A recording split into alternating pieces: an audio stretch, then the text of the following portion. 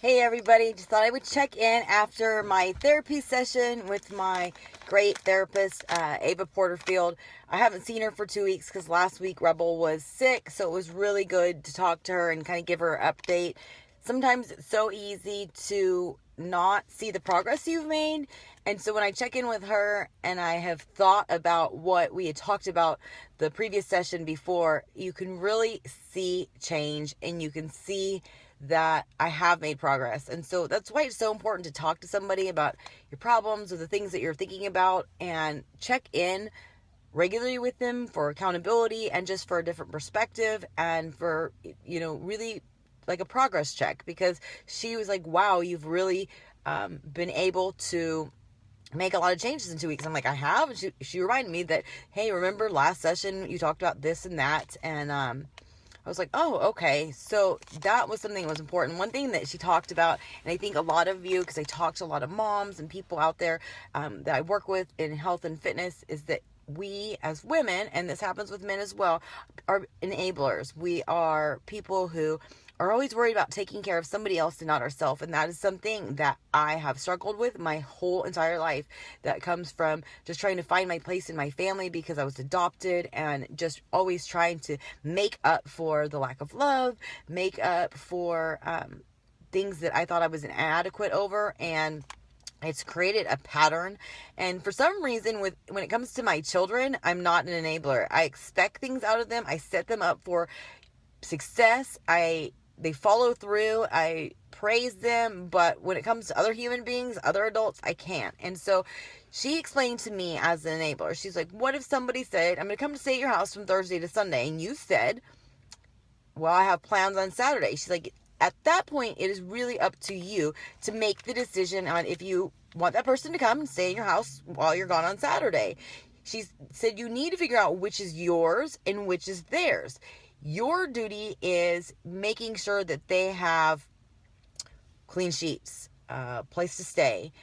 It's their duty to get there. It's their duty to pack their things. It's not yours. It's not your job to remind them. And if they do come and stay and you're gone on Saturday and they say, gosh, I don't have any transportation while you're gone, that is not your problem.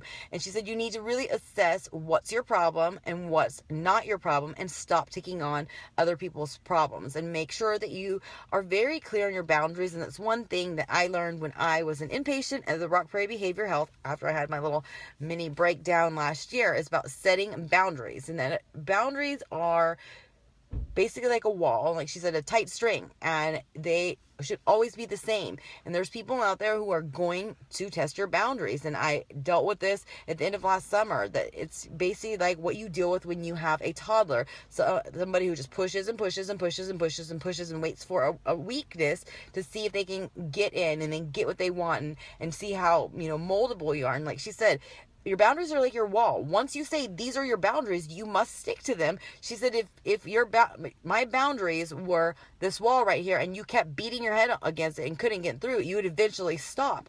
And so I realized that that's something that's really important. So I've been working really hard on setting boundaries. And she even likened it to what I do as a coach. And I know that, this has been an issue before, that I enable people, that I say I'm going to take on everything for you and do it, not because I think that you're not capable, but because I feel that I need to be needed. And that's what my job is. And, she said, you and what you do, your job is to coach people, to guide them, to be loving, to be supportive, to share with them ways for them to be successful. But it's not your job to push or pull or drag them. It's not your job to lead their team. It's not your job to work with their customers if they're not doing it. That is their problem and their job. And so you need to set boundaries with people in your team. You need to set boundaries with people that you're working with in the health and fitness. Because, I hear this all the time from people, not the people I work with so much, but just people in general who say, I don't have any motivation. I need somebody to motivate me.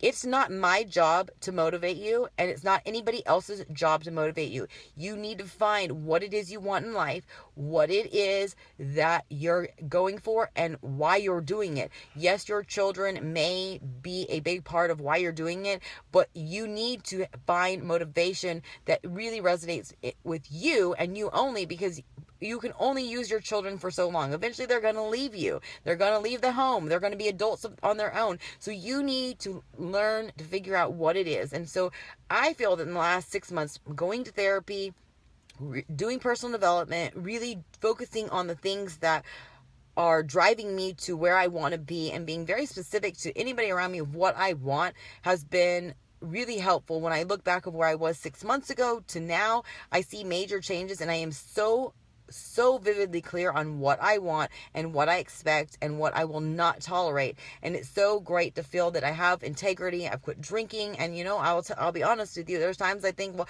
maybe I could just have one, and then I think I don't know, because I've told everybody I'm not drinking, and there are compelling reasons not to drink, and then I weigh out the scenarios of why I stopped drinking, and then I thought, well, maybe I could just have one and not tell anybody, and then I think, no, I didn't start this because of what I tell anybody. Yes, I tell everybody publicly because there's a level of accountability, and I want to help inspire other people by my story. But whenever you start doing things that you have to hide or you keep in secrecy, that shows that it's something that you shouldn't do, that you don't have integrity. And that is one thing that is really important to me, is to have integrity and to say what I mean what I say, and do exactly what I said I was going to do. And with that, there is a lot of sense of accomplishment and pride, and it really keeps you on the right track and being honest. And so I really encourage everybody out there to make sure that you know what it is that you want.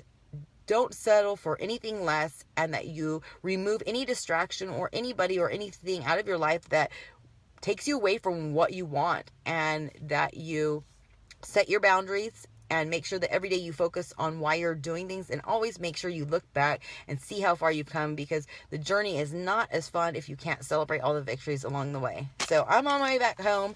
I just got done. I am doing my second step of day 1 of 3-day refresh. I'm going to mix up my fiber sweep with my cold water here. My tip of the day for you, if you're doing 3-day refresh, is to make sure that you have cold water. Use a very small amount, shake it up super fast, and down it. I say shake it up super fast and down it because it has chia seeds in it, and it sets up really thick. I don't mind it, but a lot of people who are not, I don't know, they just say they have gagged on it, or because it's so thick. So make sure that if that happens, that you have extra water. So anyways, those are my little troubleshooting tips. So I'll talk to you guys later.